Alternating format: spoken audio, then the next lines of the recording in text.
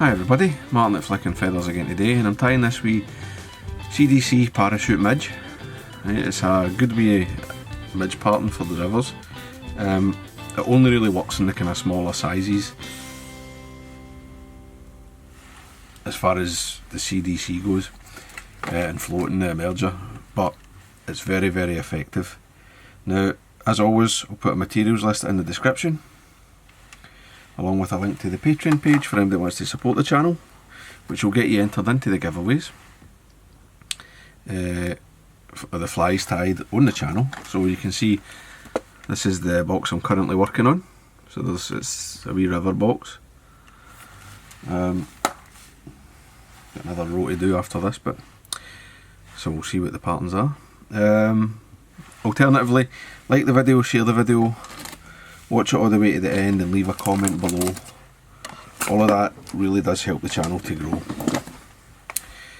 Right, so I've got my hook and my vise. I'm using a Grub Boss size 18. It's the black nickel. 16's about as big as I would go really with these. I mean, but really you're talking 18s and 20s, 22s, 24s. You can use a different hook if you want as well. That's fine. So I'll start at some Uni 80 in black, and once I've got it started, I'm just going to catch in some extra small silver wire. You can rub this whatever you like. You can use Peacock quill like an eye. Sorry, I'm just going to lift that up a wee bit. Peacock quill, you could use a biot for the body, whatever you like. So up and down, that's it. Don't be adding any taper. These are wee flies. Don't go to come up.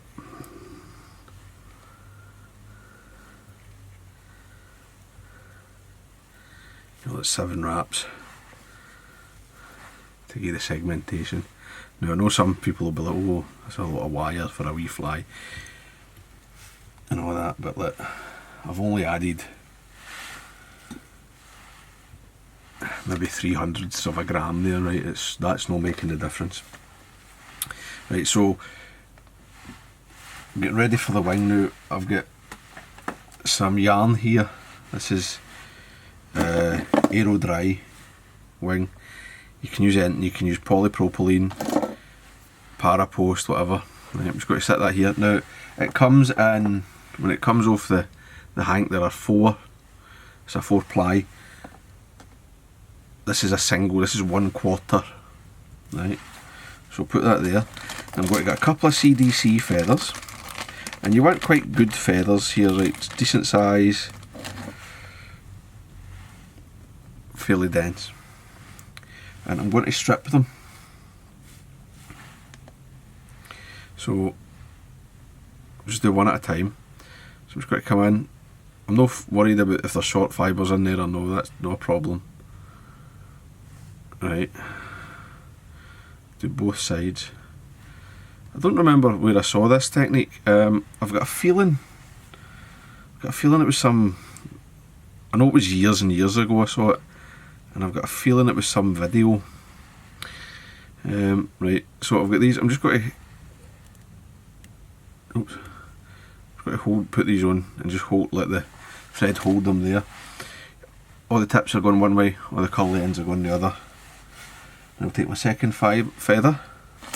So before I do that, I'll just knock the worst of these curly ends off. That'll make my life easier later. Obviously I would normally just do all this in my hand. Right. Same thing, right? Just come in, strip this feather.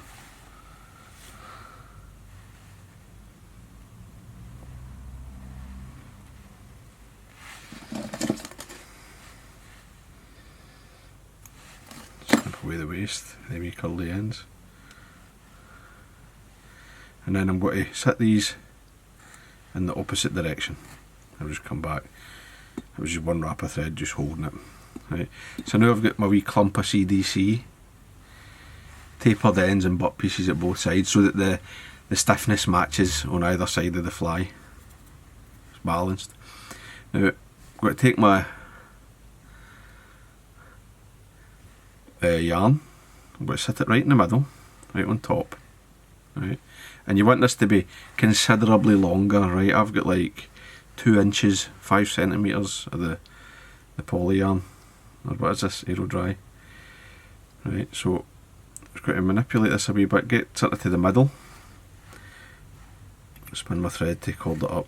I'm going to come to the middle of the thorax and just drop in 2 turns. Right, I'm going to twist it and then take another 2 like that. So basically I've X-wrapped it in.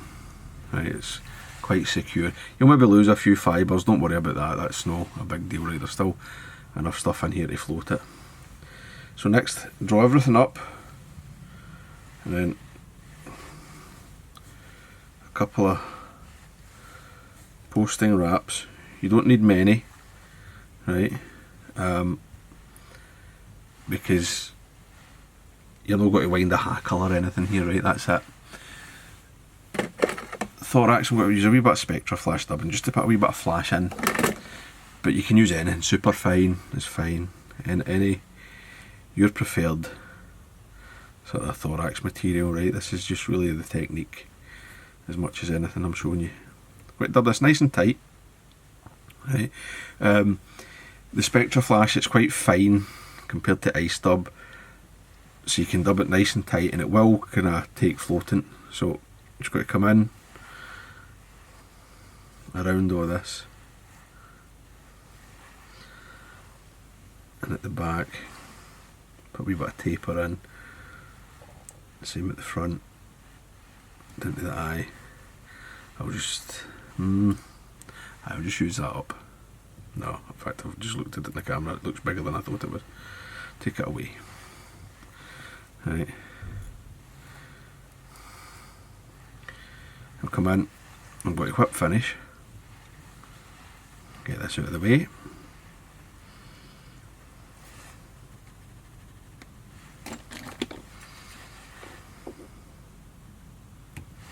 Trim away your thread. Right. Now here's why this is long, right? So what I'm going to do is I'm going to sweep. Clump that still together, so I'll just, if there's any that you've not managed to take away the curly end and they're clumped together, separate them. Where you just take the curly ends off if they're gripping each other. Right, you can, and then it's just a case of sort of manipulating this. You can even like open the wing like that, so you get a decent separation spread of the CDC, right? So it's going all around, and then again get all your yarn, your post up, pull everything down.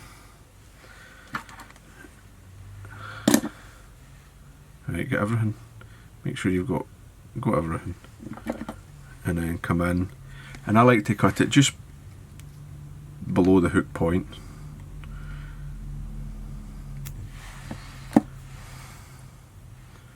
That gives you a nice wee sort of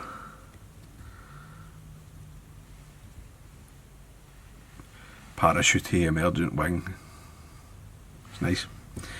Last thing to do, well, second last thing, come in, trim your post a wee bit short. I've used the pink so it's high vis, but you can use obviously a different colour. You can use a more natural looking colour if you prefer. And then the last thing, the very last thing, is just a wee bit of head cement, and I tidy up. So just get this on my needle, and all I'm going to do is just rock it back and forward a wee drop on the underside of the eye, right, and that will draw up into the knot. Just make sure my eye's clean.